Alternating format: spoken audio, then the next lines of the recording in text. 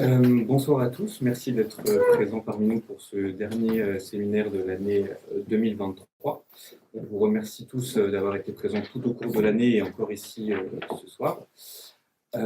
Juste avant de commencer du coup, ce dernier séminaire sur la dépression présenté par Mathilde Martinez et Alizé Appelan, je voulais juste faire une petite annonce des prochains séminaires, du prochain cycle de séminaires pour l'année 2024, auquel on va accueillir du coup, présenter plusieurs présentations encore une fois. On va commencer par le 29 janvier sur un séminaire portant sur l'amnésie traumatique avec le professeur André Quadéry et Inès Ocelli. Ensuite, on poursuivra le 25 mars avec un séminaire sur l'hypersensibilité présenté par Mathilde Martinez et Aurélie Pauliac.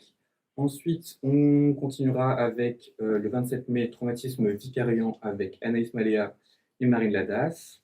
Le 24 juin, jeux vidéo et santé mentale présenté par Alizé Appelance et moi-même, Bastien Aguilloni. Le 30 septembre, troubles du comportement alimentaire par Inès Ocelli et Marine Traverso. Et enfin, on terminera le 25 novembre pour parler de la question des contre-indications en EMDR avec le docteur Florent Viard et Laurence Mirmont. Voilà. Pour le programme, on vous fera évidemment un rappel sur les réseaux de ce programme-là. Sinon, je vous laisse du coup avec Mathilde qui va vous présenter son travail portant sur les troubles dépressifs et le EMDR. Et je vous souhaite à tous un bon séminaire. Bonsoir à tous. Ce soir, avec Alizé, on va vous parler des troubles dépressifs. Donc, tout d'abord, je vais commencer par une définition de l'INSERM. Donc, selon l'INSERM, la dépression est une maladie psychique associée à un dysfonctionnement social, donc qui impacte les activités de la vie quotidienne et à une souffrance personnelle majeure. Elle touche tous les âges, mais on retrouve notamment un développement lors de l'adolescence. Donc, selon les critères diagnostiques du DSM-5, on retrouve 7 troubles dans les troubles dépressifs. Tout d'abord, le trouble disruptif avec dysrégulation émotionnelle, qui est diagnostiqué chez l'enfant et l'adolescent plus particulièrement, où on retrouve une forte irritabilité. Le trouble dépressif caractérisé, qui dure au moins 2 semaines. Le trouble dépressif persistant, qui dure au moins 2 ans. Le trouble dysphorique prémenstruel lié au cycle féminin de la femme, où on va retrouver les caractéristiques des troubles dépressifs, notamment dans la semaine qui précède les règles, où on va avoir une diminution des symptômes de dépression lors du premier jour des règles. Ensuite, nous avons, selon le DSM-5, le trouble induit par une substance médicament, comme par exemple de la cocaïne ou de l'ecstasy. Le trouble dépressif dû à une affection médicale, comme un trouble de la thyroïde, par exemple. Et enfin, nous avons le trouble dépressif spécifié et non spécifié, où en fait on retrouve des signes cliniques du trouble dépressif, mais ça ne rentre pas dans les critères diagnostiques des autres troubles que je viens de vous citer à l'instant. Et donc, pour chaque trouble, il faut spécifier la sévérité du trouble, donc soit léger, modéré ou sévère. Et donc, pour chaque trouble, dans ces 7 troubles, on retrouve comme caractéristique commune une humeur triste, un sentiment de vide, une forte irritabilité, et enfin une modification somatique et cognitive qui perturbe les capacités de fonctionnement de l'individu. Et ce qui différencie ces 7 troubles, ça va être leur durée, leur chronologie et leur étiologie, les causes. Donc j'aimerais vous présenter un peu plus dans le détail le trouble dépressif caractérisé, car c'est le trouble le plus classique que l'on retrouve le plus souvent dans la population. Donc le trouble dépressif caractérisé, comme je le disais tout à l'heure, il dure au moins 2 semaines, et il faut qu'il y ait au moins 5 symptômes sur 9 qui soient présents, comme par exemple une humeur dépressive, présente quasiment toute la journée, ou une diminution marquée de l'intérêt ou du plaisir, pour toutes ou presque toutes les activités, toute la journée, presque tous les jours, une perte ou bien de poids significatif, des insomnies ou une hypersomnie presque tous les jours, des agitations ou des ralentissements psychomoteurs, une fatigue ou une perte d'énergie, un sentiment de dévalorisation ou de culpabilité, une diminution de l'aptitude à penser ou à se concentrer, des pensées de mort récurrentes. Le critère B, les symptômes induisent une détresse cliniquement significative ou une altération du fonctionnement social, professionnel ou dans d'autres domaines importants. Et enfin, le critère C, l'épisode n'est pas imputable aux effets physiologiques d'une substance ou d'une autre affection médicale. Donc, j'aimerais vous parler de la prévalence des troubles dépressifs. Donc, 3,8% de la population mondiale souffre de dépression, dont 5% des adultes et 5,7% des personnes de plus de 60 ans. La fréquence d'apparition augmente à la puberté, comme je le disais tout à l'heure. La dépression touche 50% les femmes que les hommes. Le suicide est la 4e cause de décès chez les 15-29 ans. Et les troubles dépressifs sont le trouble mental le plus fréquent dans la population mondiale, le trouble numéro 1. En effet, une personne sur 5 peut souffrir d'une dépression au cours de sa vie. En France, 5 à 15% de la population serait touchée par un trouble dépressif au cours de l'année. Et donc, on retrouve 3 facteurs de risque de développer une dépression. Donc, nous avons les facteurs génétiques, les facteurs biologiques et les facteurs psychologiques. Donc, tout d'abord, je vais vous présenter les facteurs génétiques. Donc, un individu qui a des parents qui ont présenté un trouble dépressif caractérisé a un risque multiplié par 2 à 4 de développer un trouble dépressif caractérisé par rapport à la population générale. Donc, on va dire qu'il y a une prédisposition génétique, mais elle n'est pas unique. Généralement, elle s'associe aux facteurs psychologiques. La composante génétique dans la dépression est estimée à 40%. Et enfin, il y a des gènes qui seraient en fait spécifiques à la dépression, mais c'est encore assez complexe. Mais on voit que ces gènes contribuent à la dépression, sont impliqués dans la régulation des neurotransmetteurs, notamment de la noradrénaline, de la dopamine et de la sérotonine. On va voir qu'il y a un dysfonctionnement. Et donc, ces trois hormones que je viens de vous citer, c'est les hormones du bonheur. Donc là, j'avais un petit schéma à vous montrer. Dommage, le projecteur n'a pas fonctionné avec mon ordinateur, mais donc là, on voit que en conditions normales, au niveau des neurotransmetteurs de la libération des hormones de la sérotonine, de la dopamine et de la noradrénaline, donc là, il y a un fonctionnement normal. Et lorsqu'un patient est atteint de dépression, on voit qu'il y a un dysfonctionnement.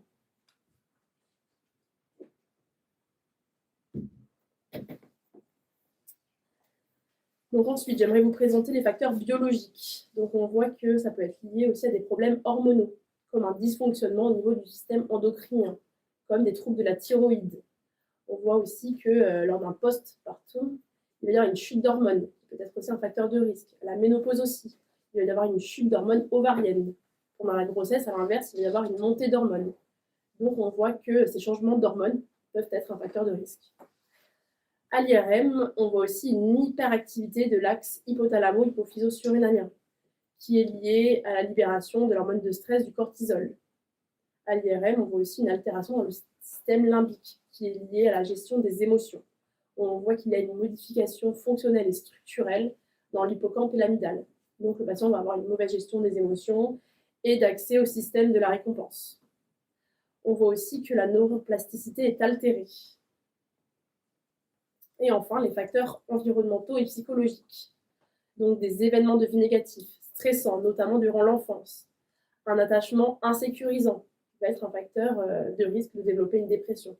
Les traumas simples et complexes. L'isolement social qui est toxique est également un facteur de risque. Certains traits de personnalité, tels que les tendances perfectionnistes, des pensées négatives récurrentes. On appelle dans le Big Five le névrosisme, qui est justement ces pensées négatives et pessimistes, qui est un trait de personnalité qui augmente le risque de dépression. Présenter d'autres troubles mentaux, comme un trouble d'usage des substances, un trouble anxieux, ou encore un trouble de la personnalité borderline, sont un risque de développer une dépression, ou d'autres maladies, comme un cancer, un trouble cardiovasculaire, du diabète, sont également un facteur de risque.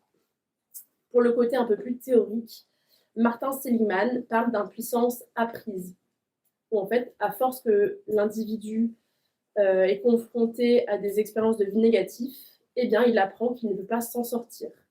C'est un conditionnement, alors que bien sûr que tout individu est doté de ressources et peut s'en sortir. Donc, pour les approches thérapeutiques, donc hormis les psychotropes, la TCC, donc les thérapies comportementales et cognitives, sont recommandées en première intention pour le trouble dépressif, notamment avec de la restructuration cognitive, où on va venir en fait cibler les distorsions cognitives, les perceptions biaisées de la réalité. Car quand on est atteint de dépression ou de troubles anxieux, par exemple, on va avoir tendance à avoir des distorsions cognitives. Et donc, on va faire prendre conscience de l'irrationalité des pensées aux patients. Ensuite, nous allons travailler sur l'activation comportementale, sur les comportements du patient. Car quand on est en dépression, justement, on a beaucoup moins d'actions. Et donc, on va intégrer dans le cercle vicieux de la dépression, justement, des activités plaisantes, sources de plaisir. Ensuite, toujours dans la continuité des TCC, on va travailler sur la thérapie des schémas. Donc, on va aller directement cibler le schéma précoce inadapté, où on va avoir des croyances finalement irrationnelles sur nous-mêmes et le monde. Ensuite, nous allons travailler en prévention des rechutes. On peut faire de la pleine conscience, de la méditation de pleine conscience, où on va se focaliser sur les pensées et les émotions. La thérapie d'acceptation et d'engagement est également recommandée pour les troubles dépressifs, pour accepter les pensées douloureuses, avoir du recul sur ses pensées, travailler sur les valeurs et développer ces valeurs par des actions. Et enfin, l'EMDR est également recommandé pour retraiter l'événement négatif à la source, comme par exemple une agression sexuelle, un décès, une rupture amoureuse par exemple. Et enfin, je voulais vous donner quelques échelles pour évaluer la psychothérapie, notamment les TCC, comme la BDI, qui est un auto-questionnaire pour justement dépister la dépression. Ensuite, nous avons l'échelle d'évaluation de la dépression de Montgomery-Åsberg et de la dépression de Hamilton, qui sont deux tests distincts, pour évaluer la sévérité du trouble dépressif. Et ce sont des hétéro-questionnaires. Et ensuite, nous avons l'échelle de la HAD, qui évalue le niveau d'anxiété et de dépression du patient. Et pour finir, je voulais vous parler du risque suicidaire, car comme je vous le disais tout à l'heure, c'est la 4e cause de risque de décès chez les 15-29 ans. Et donc, le risque suicidaire, en tant que psychologue et psychothérapeute, il ne faut pas hésiter à poser des questions aux patients, notamment avec l'échelle de la RUD. En fait, on va demander au patient s'il a un plan, s'il a des idées noires, et évaluer le risque. Et donc, des fois, on peut se dire, peut-être que ça va lui donner des idées au patient, il va passer à l'acte si je lui en parle, mais non, il ne faut pas hésiter à poser des questions aux patients. Et même, pourquoi pas, faire de la psychoéducation à l'entourage, qui va peut-être minimiser en fait, le risque suicidaire de son proche. Et pourquoi pas aussi augmenter la récurrence des suivis. Et si vraiment le risque suicidaire est toujours là, ne pas hésiter à parler d'hospitalisation aux patients. Donc maintenant, je vais laisser la parole à... 30 secondes.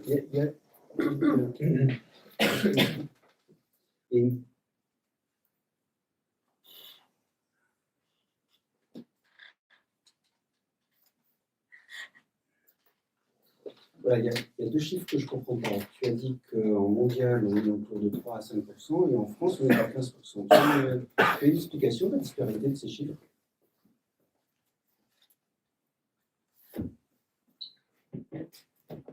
Donc, on met la diapositive.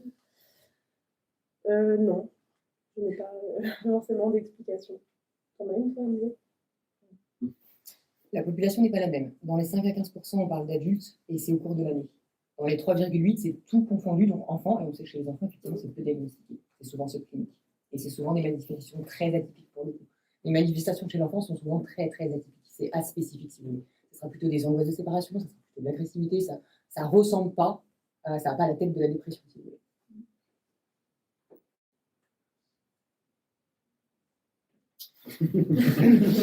Je donne la parole. Tout à fait. Tu l'avais branché? Tu l'avais branché? Oui, je l'avais accroché. Tu l'avais accroché?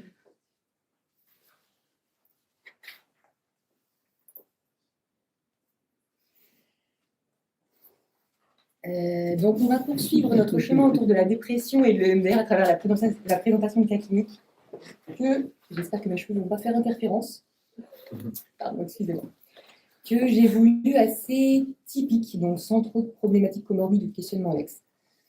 Sachant qu'on est en clinique libérale et que les cas de dépression à des stades sévères se retrouvent plutôt en ambulatoire ou en institution. Donc, les cas que je vais vous présenter, on a toujours la lutte qui est un petit peu présente, une lutte notamment anxieuse. Elle n'est pas complètement annihilée par la dépression. Mais avant de vous présenter un petit peu ces deux cas que je vous ai préparés, j'aimerais faire un petit point sur la tristesse, sur l'émotion primaire et sur le discours sociétal autour de la dépression. La tristesse, c'est une émotion de base, c'est une émotion primaire comme la colère, la peur, le dégoût, la surprise, la joie. Elle a un déclenchement rapide, elle a une évolution automatique, elle a des manifestations physiologiques et comportementales spécifiques. Donc l'expression des émotions de base, elle est reconnue de façon universelle. L'existence de ces patterns expressifs bien différenciés d'une émotion à l'autre, ça nous suggère quoi? Que les émotions, elles fournissent des messages à autrui. Donc l'émotion de base, l'émotion primaire, elle a une fonction de communication. Elle fait passer des messages. L'émotion primaire, elle a aussi une fonction de préparation à l'action, définie par un but, par un résultat, par exemple colère, se préparer à l'attaque. Peur, se mettre à distance pour se sécuriser. Donc les émotions de base, elles sont fonctionnelles initialement. Elles sont, on va dire, elles répondent à un besoin, à une situation, et elles ont un but. Frustration, injustice, colère, changer, lutter, se protéger, réparer le préjudice. Inconnu, danger, peur, aide, sécurité, réassurance. Perte, séparation, échec, tristesse, réconfort, amour.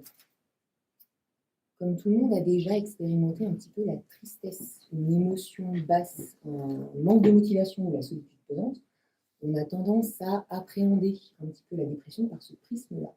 Donc le discours social, il a tendance à minimiser grandement la problématique, à l'estampiller du fameux « c'est dans la tête, c'est pas grave, c'est pas grand-chose, moi aussi, je suis déjà passé par là, tu vas voir, ça va passer ». Et du coup, ça enjoint notamment au fameux tu devrais sortir un peu plus, tu devrais t'aérer, va faire du sport, tu vas voir, ça va passer. Ou sur un discours plus culpabilisant encore, mais t'as rien fait de ta journée. Même faire la vaisselle, c'est compliqué. En même temps, t'as pas trouvé de travail. Et j'en passe. La dépression, comme vous l'a dit très justement Mathilde, c'est pas une phase de déprime. C'est un état durable qui impacte massivement la personne. Ça impacte le sommeil, ça impacte l'alimentation, ça impacte les émotions. En termes de perte, la dépression, on est vraiment pas mal.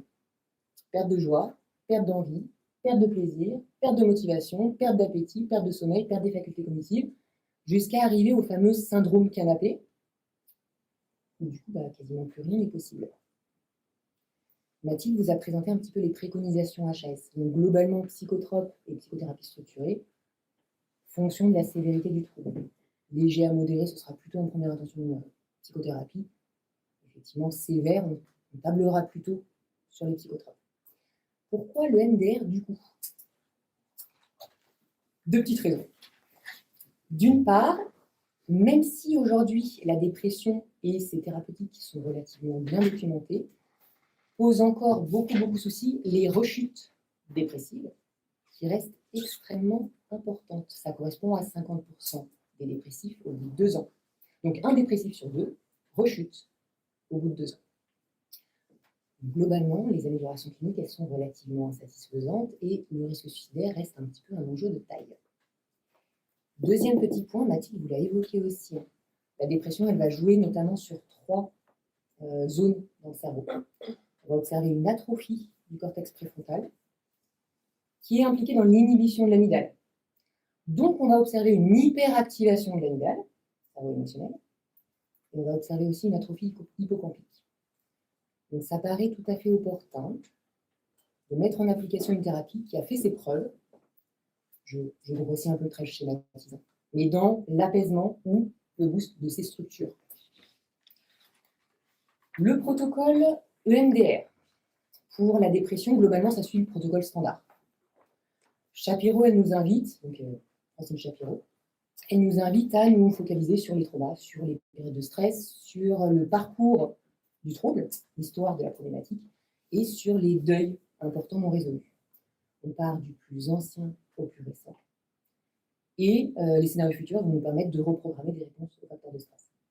Il y a des auteurs comme Hoffman qui nous invitent aussi à nous focaliser sur les traumas infantiles, ça on va en parler pas mal, dans mon premier cas, et sur les croyances dépressogènes. Tout ce qui peut être type je suis un raté, je suis nul, je suis bon à rien, je suis incapable, etc.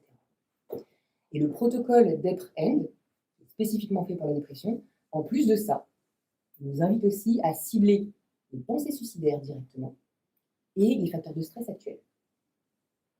Donc, je vais vous présenter mon premier cas, que j'ai appelé pour l'occasion Sidonie. Donc, c'est une femme de 48 ans qui est chargée des marchés publics à la métropole. Elle est suivie par un psychiatre depuis 2016, suite à un effondrement massif de l'humeur. Alors, dans les premiers mois, c'était accompagné aussi de troubles paniques et d'agoraphobie. Elle est mise sous venlafaxine, donc c'est l'Effexor. Elle est orientée vers maladie dernière et son traitement est majoré à 75 mg. Donc, dans un contexte de recrudescence de la symptomatologie anxio-dépressive. Et elle est à ce moment-là dans une relation sentimentale non épanouissante et elle redoute le départ de son aînée, sa fille aînée, pour ses études sup l'année qui vient, donc cette année. Elle a 2 filles, une de 13, une de 16. La plus grande est identifiée HPI et elle en a la garde exclusive depuis son divorce en 2016. Lorsque je la reçois, elle m'indique survivre depuis 6 ans, depuis 2016, avoir peur de refaire une dépression et avoir peur d'avoir à nouveau des pensées suicidaires qui correspondaient à ce moment-là à passer par la fenêtre. Lors des 2 premières séances de MDR, donc on a ciblé non pas le divorce en tant que tel, on est parti de l'accord fait par son époux à ce moment-là pour des travaux d'agrandissement de la baraque, de la maison. Alors même qu'ils étaient en pourparlers pour redescendre sur Nice, alors ils étaient sur Nancy, à la demande de madame, qui avait des années auparavant suivi son époux là-bas. Donc, ça veut dire quoi? Ça veut dire, quand je demande quelque chose, on ne m'écoute pas. Moi, je fais des efforts pour tout le monde. Visiblement, personne n'est concerné parce que ce dont moi j'ai envie, donc tristesse. Je ne me souviens plus exactement. Tristesse, gorge prise, sud à 7-8. Il ne m'écoute pas, il ne me considère pas. Je me sacrifie pour tout le monde. Le sud, c'est le degré de perturbation, pardon, excusez-moi. Je me sacrifie immanquablement pour tout le monde et personne ne s'occupe de moi. Petite alarme du thérapeute qui s'allume, carence affective potentielle à investiguer. Et donc, dans un premier temps, part du récent, donc ce moment-là, effectivement, de j'ai donné l'accord pour les travaux et on fait des ponts, effectivement, avec tous les moments où je me sentais seule, où je me sentais incomprise, seule à s'occuper de sa fille qui a une salmonellose à l'hôpital, seule à gérer les attaques de panique, seule, bref, il y a plein de moments. Et très rapidement, on arrive effectivement au lien infantile insécure. Père effacé voire absent, mère autoritaire, globalement absence de démonstration affective de quelque sorte que ce soit, absence de discours autour des émotions, absence de discours autour des envies, des petites, seules, incomprises.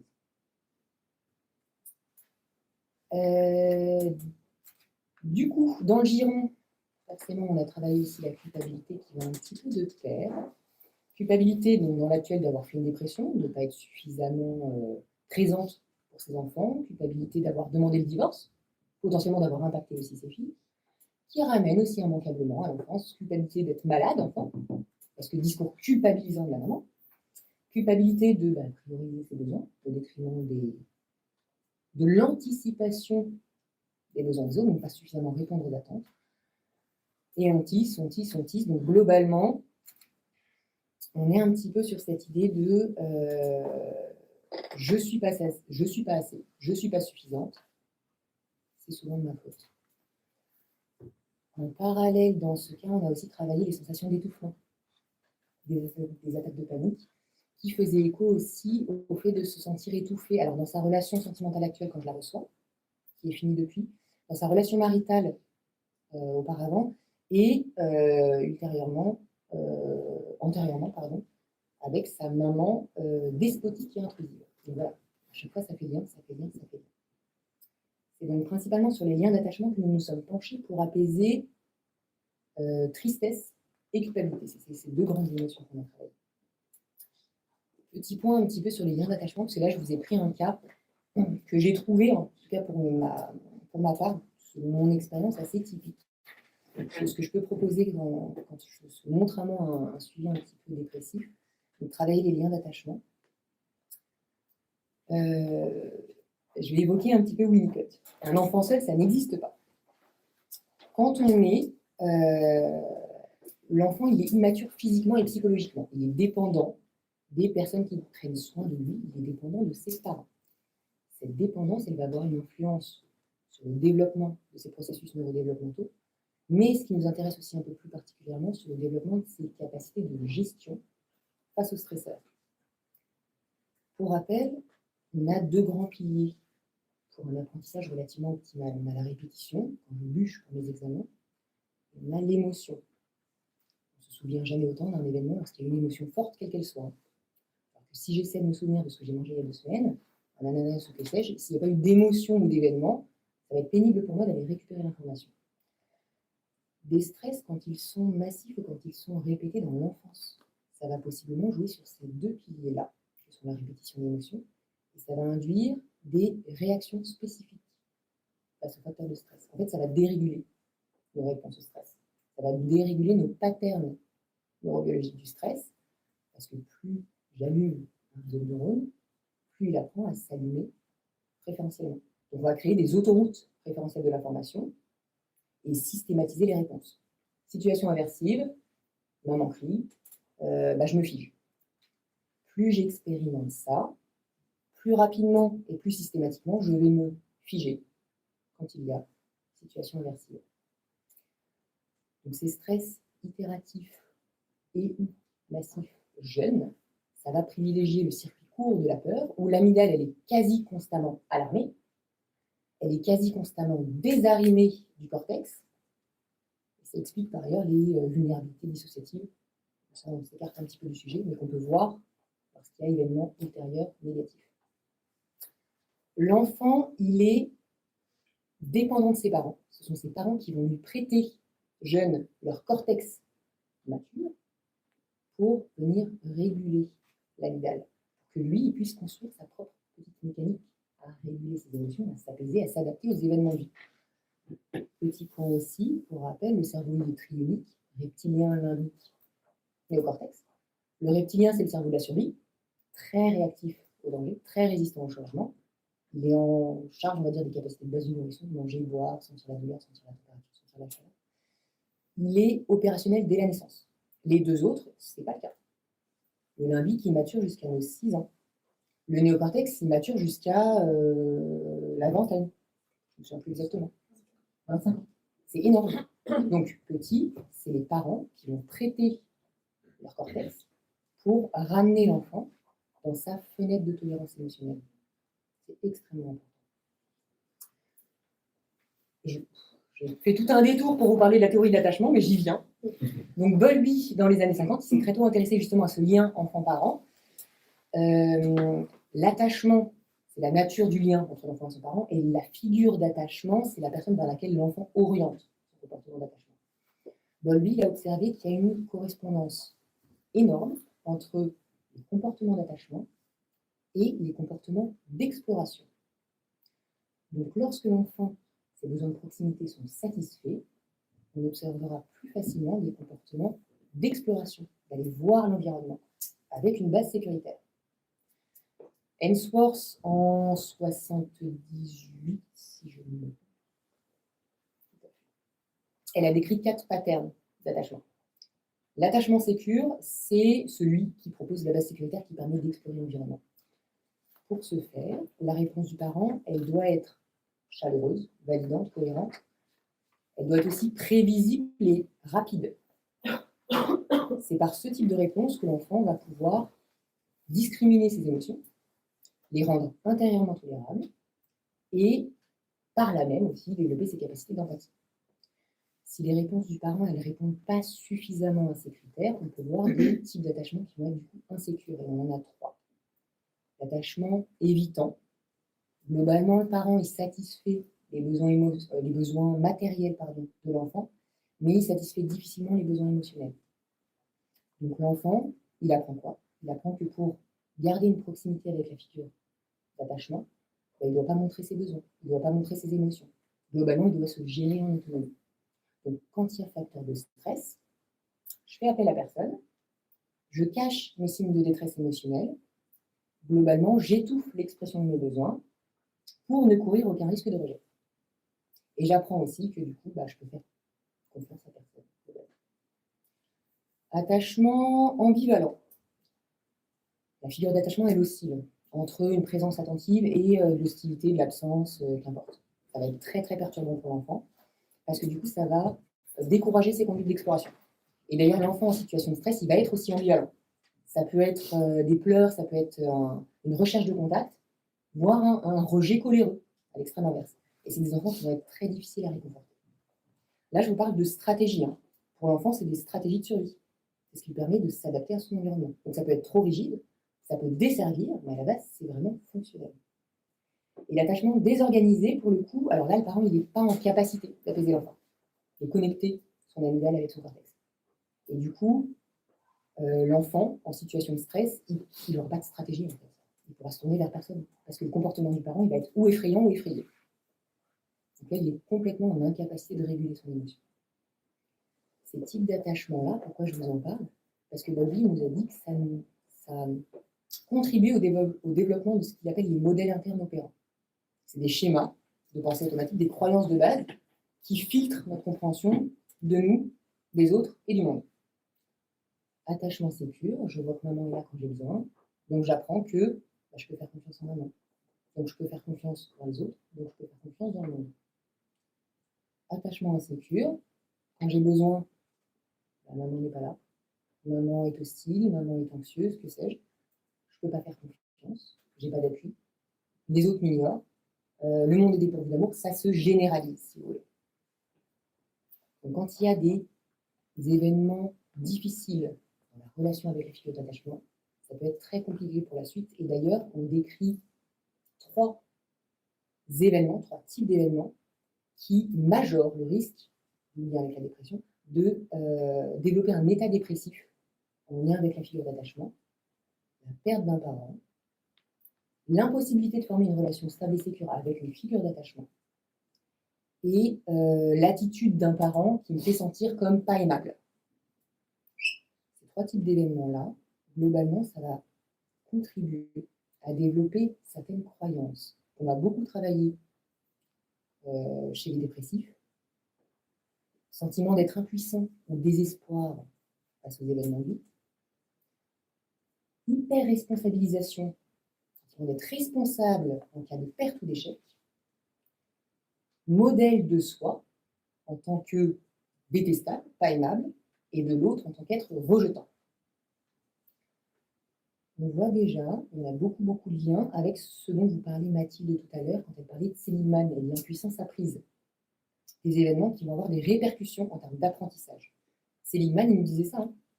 La dépression pour Seligman, c'est la perte de liaison entre l'action et le renforcement positif. Pour les étudiants qui sont là, vous vous souvenez sûrement de l'expérience du chien. Pour les âmes sensibles, je vous invite à vous boucher les oreilles. Première expérience, compartiment A électrifié, compartiment B non électrifié. Le chien apprend à sauter dans le compartiment B pour se mettre en sécurité. Deuxième round de l'expérience, les deux côtés sont électrifiés. Troisième round, retour à l'état initial. A électrifié, B non électrifié. Seligman, il observe quoi? Il observe que 2/3, c'est énorme, 2/3 des chiens ont désappris le comportement de se protéger, de se mettre en sécurité dans le compartiment B. Impuissance apprise. Et en plus de cet apprentissage comportemental, on a un apprentissage cognitif. L'environnement agit sur moi et je ne peux pas agir sur lui. Donc on a un nouveau principe de causalité. Que je fasse ou que je ne fasse pas, ça revient un petit peu au même. Je subis, je suis impuissant. En découle un style cognitif pessimiste de gestion des événements. Style cognitif interne, c'est ma faute. Stable, c'est définitif. Global, ça s'étend à tous les domaines. Et c'est ce style cognitif-là, comme je vous le disais, plus j'actionne un réseau de neurones, plus il s'allume. C'est ce style cognitif-là qui va, de façon itérative, revenir quand il y a événement de vie et qui va majorer le risque de développer un état dépressif à terme. C'était mon premier cas. Je vais maintenant passer au second. Je ne sais pas du tout combien de temps j'ai pris. Et je vais vous parler, puisque le premier s'appelle Sidonie, on va parler de Pollux. Patient de 59 ans, chef d'entreprise dans le bâtiment. Il est suivi par un psychiatre depuis 2016, lui aussi, alors pour burn-out. Il vient me voir donc, cette année 2023 sur les conseils de ses amis. Il a un traitement aussi, il est traité par Séroplex au long cours. Il y a eu une posologie qui a un petit peu augmenté, diminué au fur et à mesure. Alors, je vous en parle, c'est un cas qui est en cours, donc on vient à peine de commencer, mais je voulais vous parler un petit peu de la perte et du désir dans la dépression. Et vous allez voir que dans son parcours de vie, on recense un nombre absolument effarant de pertes. Carence affective, donc expérience de perte itérative avec la figure d'attachement. Tromperie avant 2000 et divorce en 2019. On a son fils de 34 ans qui a souffert d'un méduloblastome à 14 ans, donc anticipation de la perte. Il a 34 ans aujourd'hui, il est en phase de récidive. Son deuxième fils, décédé par suicide en 2020, à l'âge de 27 ans. Troisième fils en prison, qui souffre de schizophrénie et d'addiction multiple. Et quelques semaines après le début du suivi, rupture sentimentale actuelle. Donc son seul pilier aujourd'hui, la seule chose qui portait un petit peu quelque chose de l'ordre d'un désir d'être là, d'avoir des moments un petit peu pour soi, c'est plus aujourd'hui.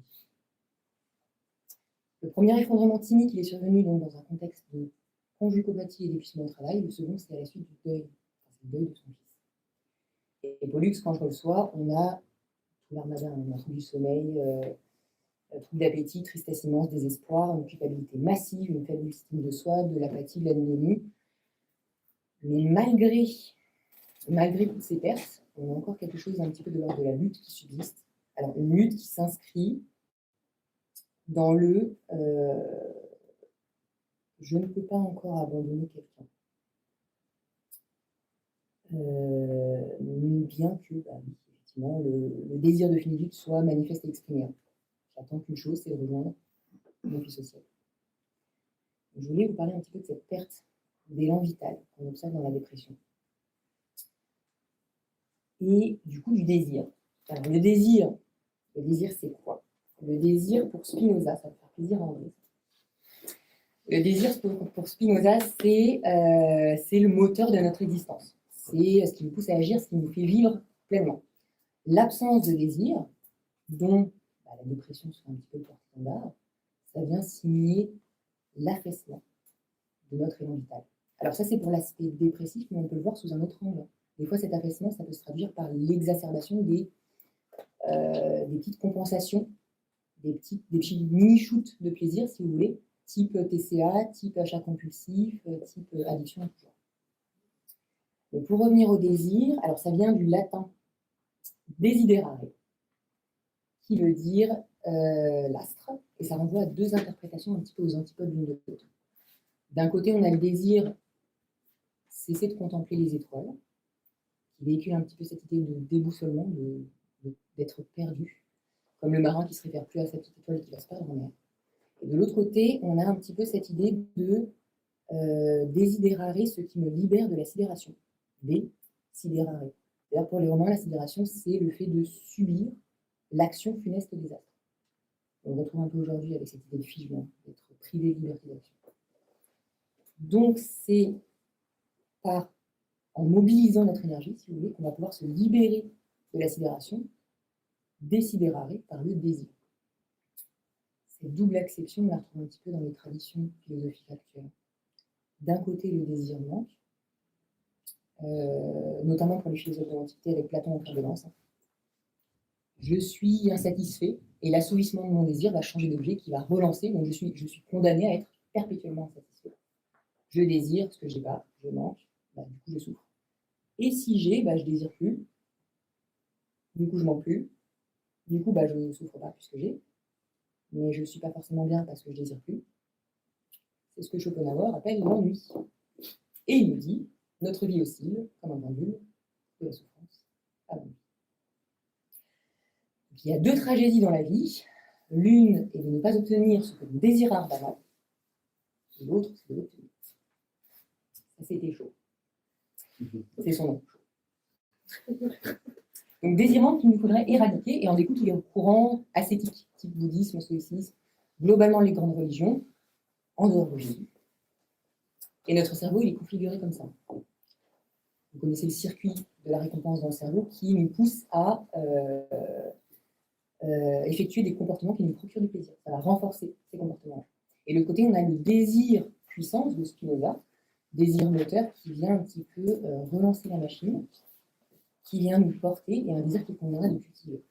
Je vous parle de ça parce que je suis en plein questionnement dessus en ce moment, justement, dans ce suivi, pour essayer de faire exister un petit peu quelque chose du désir chez lui aujourd'hui. Alors, on a déjà travaillé avec Pollux une cible. On était parti de quelque chose de relativement récent. C'est tellement massif qu'on est parti de quelque chose de récent. On était parti de ce qui avait provoqué, ce qui avait déclenché le premier effondrement cynique, c'est-à-dire le divorce. En 2 séances, c'était retraité. Et au vu de la situation actuelle, donc la rupture sentimentale, on est plus sur de la gestion de l'actuel en ce moment. Et avec cette idée d'essayer de s'accrocher un petit peu à quelque chose, de faire exister un petit peu quelque chose. Voilà pour moi. Je pense que c'est tout ce que j'avais à dire. Donc il y a plein de choses encore à voir et on n'a pas trop parlé effectivement des TCC, il y a plein de choses encore à déblayer un petit peu, donc on attend vos questions. C'est Spinoza qui fait régir. On n'a pas trop parlé de TCC, mais ça tombe bien, on est dans un centre de psychothérapie. Tout à fait. Alors, il y a plusieurs choses. Déjà, le premier point, je tenais à vous féliciter toutes les deux pour cet exposé absolument limpide. Et surtout, par rapport à toi, Alizé, quand on entend le tableau clinique de Pollux, on est tous dans une réaction catastrophe quand on entend. On se dit, mais qu'est-ce que je vais bien trouver pour raccrocher de l'espoir, de l'envie, du désir. Le fait de tenir bon notre position, qui est bien évidemment sans lien avec le protocole MDR, c'est une position clinique, c'est vraiment ce que Rogers nous a apporté. C'est quelque chose que tu as porté témoignage ici et qui est quand même assez incroyable, car tu cumules un chagrin d'amour, tu cumules un épuisement professionnel, et le pire du pire, la perte d'un enfant, qui est absolument innommable. C'est de l'irréprésentable. Donc de nous présenter ce cas montre déjà en première intention que cliniquement parlant, de tenir bon devant cette constellation de malheur est la première position, de ne pas s'effondrer. Alors maintenant, pour parler de Sidonie, j'aimerais que tu nous dises un petit peu plus ce que tu as traité, parce que tu es passé un petit peu vite en termes de protocole EMDR. Et j'ai trouvé extrêmement intéressant le déplacement que tu avais fait avec les attachements sécures. On a un livre que je conseille à tout le monde, c'est Sérotonine de Welbeck, où le narrateur meurt d'amour. C'est un authentique chagrin d'amour. Le médecin lui dit, vous êtes en train de mourir, d'avoir un chagrin d'amour. Il faut savoir, nous avons découvert incidemment, c'est assez récent, que lorsque vous avez un chagrin d'amour, on retrouve des signes de crise cardiaque dans vos analyses sanguines. Donc, tout ce qu'on a pu voir chez Hippocrate, qu'on a pu voir chez les premiers qui ont travaillé sur l'humeur, cours de licence première année, eh bien, c'est pas si abscon que cela. C'est-à-dire que quand le cœur est bien source d'un chagrin. Moi, j'ai beaucoup aimé tout ce que tu as dit sur l'aspect fonctionnel des émotions, la tristesse. Je dis souvent à mes patients, la tristesse, c'est un appel d'amour. Un appel à l'amour. C'est-à-dire, je suis triste, il va y avoir quelqu'un qui va venir vers moi et m'aider. Et la dépression, elle vient, c'est quand on est triste et qu'il n'y a personne qui vient. Et là me vient une phrase d'une jeune femme qui avait 14 ans, 15 ans, suicidaire, dépressive, harcèlement, agression sexuelle. Tentative de suicide, TOC. Et elle me dit, je suis seule. Eh bien, harcèlement, agression sexuelle, on l'a affublée de mots terribles de l'agression qu'elle avait subie. Imaginez ce qu'elle vivait, cette jeune fille. Et elle m'a dit, je suis seule et j'arrête pas de tomber. Et je lui ai dit, non, non, c'est pas quand on tombe qu'on est seul. Elle me dit, c'est quand on se relève pas. Je dis non, on est seul, c'est quand il n'y a personne qui t'aide à te relever. Et cette phrase-là, elle m'a dit, bah alors, toi, elle me tutoyait, toi, tu seras toujours là pour me lever, pour me relever. Et je dis, évidemment. Et la thérapie a fonctionné à partir de ce moment-là. C'est-à-dire que quand la tristesse, je parle sous l'œil attendri de Florent Viard, a eu une adresse. Séminaire de la lettre volée 2, c'est-à-dire une adresse de la lettre. Je renvoie à l'histoire extraordinaire d'Edgar Allan Poe. Cette adresse, elle est à nous. Et il faut qu'on y réponde, qu'on réponde présent. C'est là où on va se séparer, bien évidemment, du grand tabaret de la psychanalyse, puisque nous serons un bon petit tas imaginaire à répondre oui. Nous sommes là, nous prenons la main et nous ne lâchons rien. Et merci Alizée de n'avoir rien lâché sur ces J'ai failli parler de psychanalyse. Et oui. Je me suis retenue. Florent, on n'est pas loin. Mais oui, mais oui. Est-ce que tu peux donc développer pour le protocole? Pour le cas, alors les cibles, hein, j'ai plus tout en tête et j'ai peur de confondre avec d'autres suivis. Pour les cibles un petit peu infantiles qu'on avait retraitées, il y avait malade et culpabilisé par le discours maternel. Il y avait absence de fête d'anniversaire. Il y avait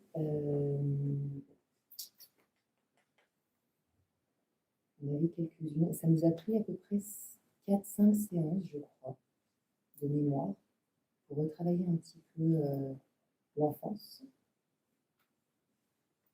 On a fait, je pense, 3-4 séances sur le lien maternel et une sur le lien avec le papa. Et des émotions globalement très explosives. Nos séances, on les a faites à, je crois, 2 semaines d'intervalle. Ça allait relativement vite.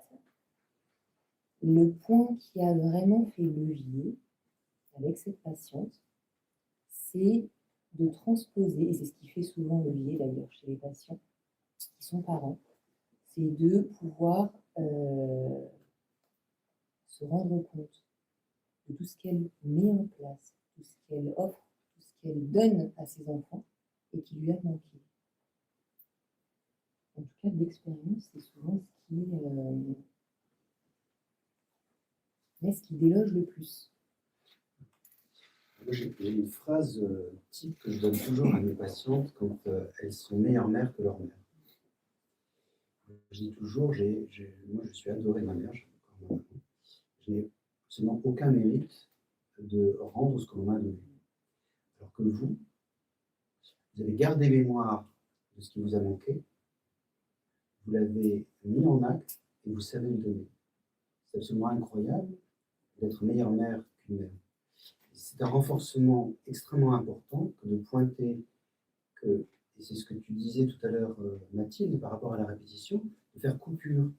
Alors, c'est une coupure qui doit passer par le registre de la parole, parce qu'elles le font sans le savoir. Alors, une question à vous deux. Comment traitez-vous un patient dépressif sous antidépresseur et quelle est la place de l'antidépresseur dans votre pratique? Parce que je sais qu'il y a certains psychanalystes qui veulent lutter contre la médication et que le symptôme doit être laissé libre, etc. Blablabla, blablabla. Vous n'avez pas l'air d'accord, docteur Viard. On n'a pas beaucoup d'écoles, ça. Pourquoi c'est toi qui poses des questions?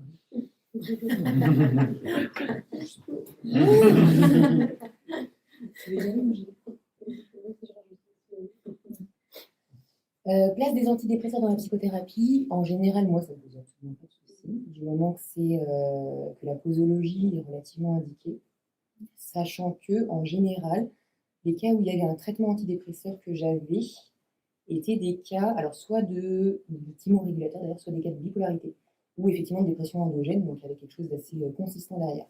Tout ce qui était trauma de l'adulte, globalement, il n'y avait pas d'indication de mettre en place un psychotrope. En général, ce qui est le plus utilisé, ça va être tout ce qui est dans la facilité, comme le cas de Sigonie, pour le coup. Voilà.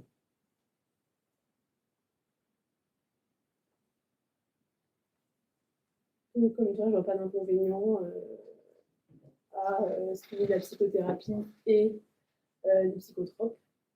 Souvent, c'est vrai que le patient va être un peu moins connecté à ses émotions lorsqu'il prend des psychotropes.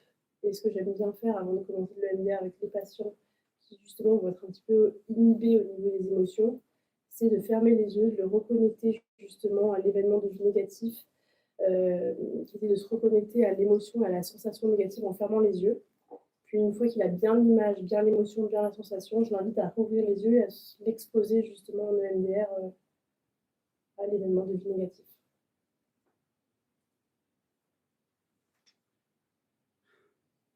Je veux que tu allais redemander le micro. Nous avons une supervision. Est-ce qu'il y a des questions dans l'assemblée? Benjamin? Déjà, merci pour votre présentation, c'était très clair. J'ai une question. Vous avez dit que le système limbique maturait jusqu'à 6 ans. Est-ce que, si vraiment l'immaturité est trop importante, ça suffit de muscler le néocortex? Je pense pas. Et ça se manifesterait comment, justement, je pense pas. C'est ce qu'on observe chez les petits par ces espèces d'orage émotionnel.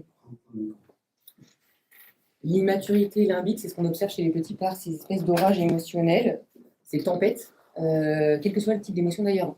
Un enfant avec une grande joie, il peut se mettre à mordre. En fait, c'est pas régulable, si vous voulez. Donc effectivement, le cortex va jouer un rôle d'inhibition là-dessus. Je n'ai pas suffisamment de connaissances pour avoir une certitude sur ce que je vous avance, hein, mais ça me paraît un petit peu trop réducteur d'envisager seulement le cortex pour inhiber cette tempête-là. Si ça déborde, d'ailleurs, on le voit dans les mécanismes traumatiques. Le cortex n'arrive plus, en fait, à inhiber quand ça explose.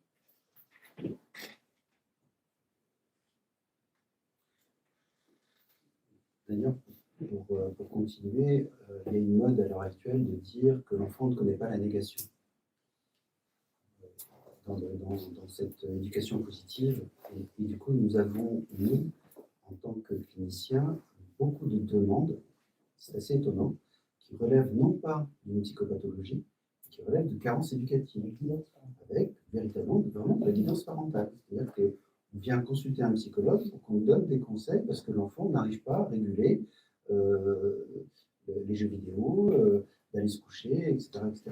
Naturellement, on arrive très bien à le réguler, à ne pas lire. Hein, voilà, ça, on y arrive. Hein, ne pas mettre la table, ça c'est bien. On arrive bien à réguler ce genre de choses-là. Mais par contre, à réguler l'addiction aux jeux vidéo, plus tardivement ensuite les addictions aux drogues, c'est extrêmement complexe. Et on a ce qu'on appelle vraiment des TOP, des troubles oppositionnels avec provocation, de façon relativement tôt maintenant. On a des enfants de 6 ans, 7 ans qui nous sont amenés à dire en disant on n'arrive à rien. Et c'est extrêmement étonnant de voir que l'enfant, lorsqu'on se met dans une position maternante, mais ferme, ça va assez vite. Parce que s'il y a des cliniciens dans la pièce, vous avez aussi ce genre de problème, parce que je commence à avoir beaucoup de demandes de cet ordre-là, qui ne sont pas de la psychopathologie, qui ne sont pas de la psychothérapie, qui est de la guidance parentale. D'autres questions?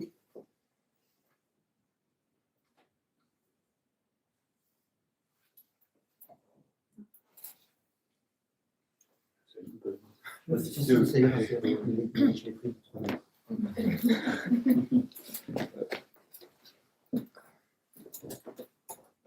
Avance. Merci. Bonsoir, merci pour l'intervention. J'avais une question. Tout à l'heure, vous avez dit qu'il pouvait y avoir des causes biologiques pour la dépression. Je me demandais, est-ce que ce serait peut-être pas plus juste de parler de causes épigénétiques? L'expression d'un gène, de toute façon, ce sera oui ou non en fonction de notre. Mais tu la bonne note.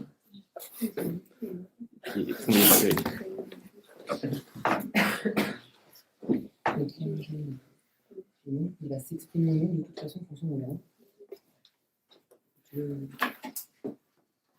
Excellente question. De toute façon, effectivement, qui est terreau ou pas terreau, c'est l'environnement qui va faire ou non expression du gène, quoi qu'il arrive. Donc, bien évidemment, je suis plutôt partisan de tout épigénétique pour le coup. Donc, excellente question. On pourrait complètement inclure la psychologie des parents comme faisant partie de l'environnement de C'est pour l'enfant. ça que j'ai parlé effectivement de tout ce qui est attachement. Parce que c'est ce qui va vraiment influencer le développement, des processus neurodéveloppementaux de l'enfant. À un âge où du coup, le cerveau il est immature sur plein de plans. Donc si on prend en charge la dépression, inévitablement, on doit prendre en charge le style d'attachement du patient. Inévitablement, je ne pourrais pas le certifier, mais effectivement, dans mes suivis, c'est ce que je vous disais, hein, quasi immanquablement, j'ai à retraiter, en tout cas, des liens d'attachement. Donc, plus c'est précoce, D'accord. plus on va avoir un risque de dépression. En fait, là, il faut être humble. Ce que vous évoquez, ce sont ce qu'on appelle des dépressions sévères, ce qu'avant on appelait la mélancolie. Ce sont maintenant des dépressions sévères, c'est quand il n'y a rien qui marche. Tout le spectre des antidépresseurs et toutes les psychothérapies ne fonctionnent pas.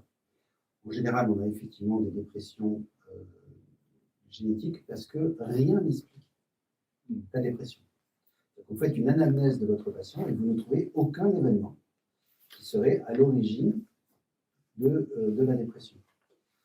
La thérapie qui fonctionne, ce sont ce qu'on appelait avant les électrochocs, la sismothérapie qui donne de très très bons résultats, très douloureuse, qui provoque des amnésies, qui a beaucoup d'effets secondaires. On a avoir eu des patients qui avaient cette sismothérapie alors qu'ils avaient des événements traumatiques tout à fait validés et répertoriés, elle ne fonctionne pas. Donc, la sismothérapie fonctionne sur les dépressions sévères résistantes au traitement.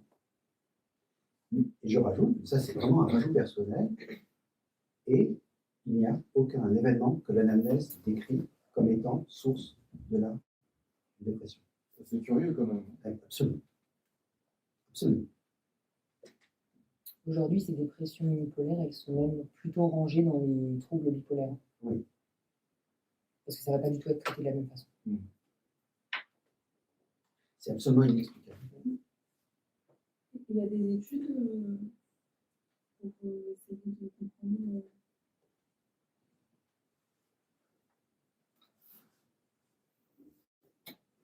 Oui. Je vous invite à faire la recherche. À une certaine époque, je l'aurais mis sur une certaine plateforme et vous l'auriez eu à le télécharger. Et Du coup, lâchez le micro. J'ai une hypothèse. Je crois la voir. Je vais essayer de la mettre sur la page Facebook. Il faut que je dois reprendre le micro. Ah ben oui. Avec plaisir, j'adore. Je pense, j'essaie d'élaborer avec vous, je pense à une hypothèse. On sait que les traumatismes transgénérationnels, en tout cas d'un point de vue épigénétique, se transmet sur 3 générations. Peut-être que ce genre de forme de dépression sévère, sans événement,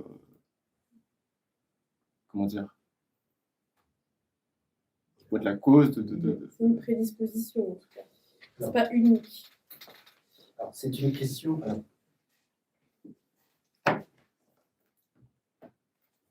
Ce qu'on sait sur les traumas transgénérationnels, sur les souris.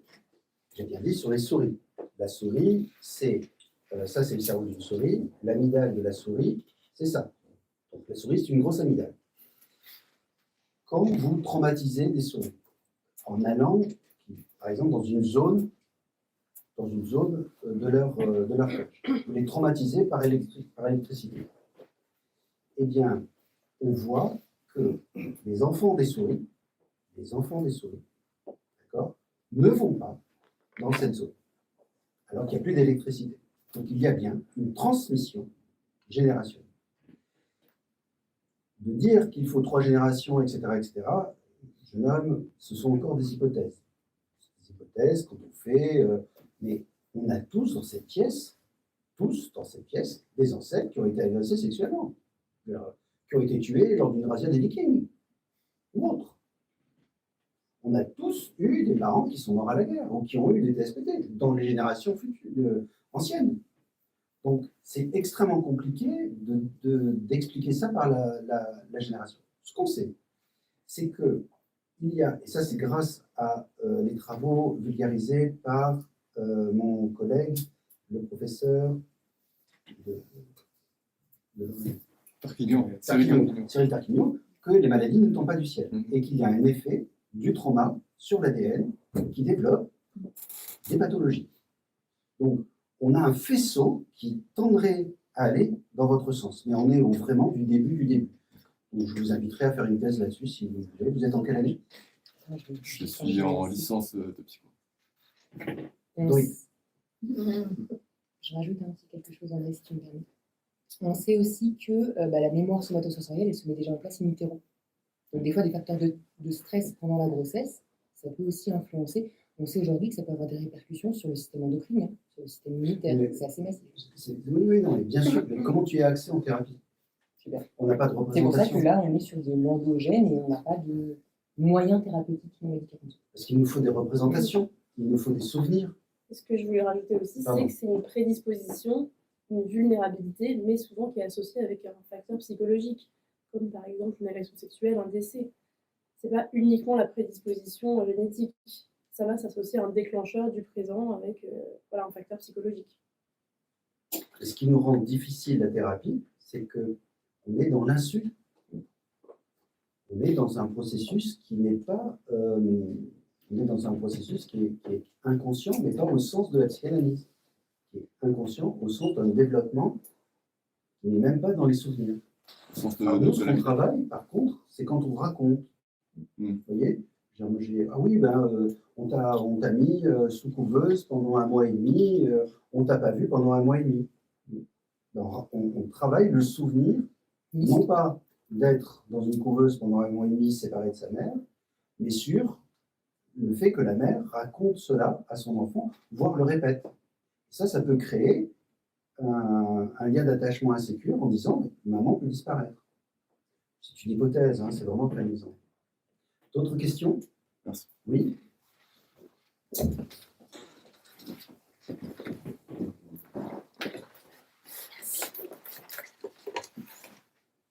Du coup, au niveau des liens d'attachement, vous avez dit que c'était des problématiques assez récurrentes dans vos suivis. Du coup, c'est quoi le but, votre but en tant que thérapeute de travailler sur les liens d'attachement? Est-ce que c'est ça me paraît compliqué de modifier un lien d'attachement qui est déjà installé, insécure quand on est adulte. Du coup, ça va être quoi le but? C'est qu'ils apprennent à faire avec.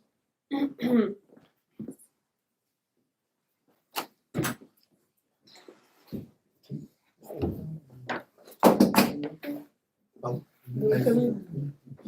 comme je le disais tout à l'heure, quand on va avoir un attachement insécure, on va avoir des tendances à avoir des perceptions biaisées du monde et de nous-mêmes, comme par exemple des pensées comme je n'ai pas de valeur, je ne mérite pas d'être aimé, je suis nulle. Et donc on peut travailler soit en EMDR directement sur la désensibilisation d'un souvenir négatif associé, donc de l'enfance associé à cette cognition négative comme je ne mérite pas d'être aimé. On va intégrer justement grâce au SBA aussi avec des tissages les ressources actuelles du présent. Et ensuite, on peut travailler avec les TCC sur de la restructuration cognitive, justement pour faire prendre conscience aux patients qu'il a des ressources et que c'est irrationnel ce qu'il pense. Bien sûr qu'il mérite d'être aimé, bien sûr qu'il a de la valeur.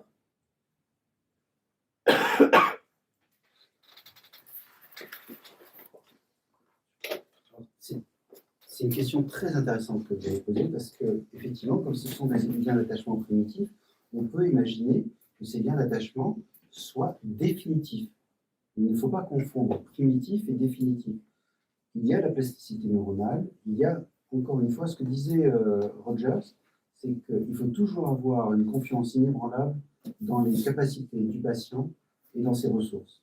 C'est pour ça qu'on est en rupture avec d'autres. Seligman a apporté une rupture où on travaille sur le bonheur, on travaille sur la joie, on travaille sur des choses qui sont des renforcements positifs. Et c'est très intéressant de voir ce bouleversement que nous avons dans la psychothérapie, qui est que rien n'est définitif, rien n'est gravé dans le marbre. On est bien d'accord que le rien ne relève pas des maladies, neurologiques, neurodégénératives, voire génétiques, telles que la bipolarité ou des choses comme ça. On est bien d'accord. Mais cette question était intéressante parce qu'il ne faut pas confondre primitif et définitif. Il ne faut pas se voler la face. Les liens d'attachement insécures, les carences éducatives, dans un cadre de dépression sévère.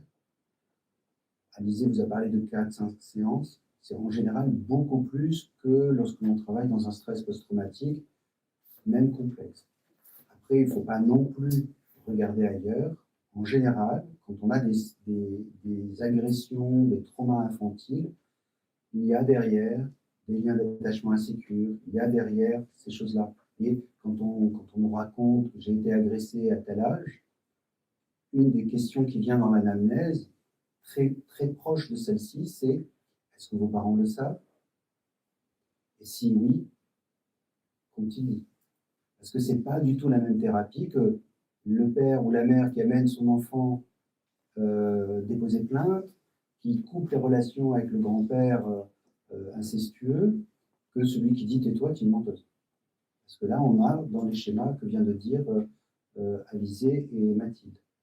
Donc, votre question est très juste parce que c'est primitif, c'est des carences très importantes. Bizarrement, c'est parfois des parents extraordinaires quand ils sont eux-mêmes parents. Donc, rien n'est acquis, rien n'est déterminé. Et je crois qu'on a fini. Tu donnes la fin et on se retrouve. Merci à tous pour votre participation. Du coup, on s'arrête là pour aujourd'hui. On repart du coup dès le 29 janvier, pour rappel, pour le nouveau cycle de séminaire avec l'amnésie traumatique.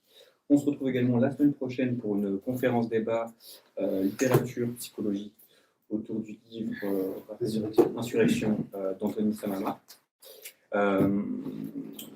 On vous enverra le lien si vous ne l'avez pas encore reçu. Voilà, on vous remercie encore pour votre présence et on souhaite à tous une très bonne soirée.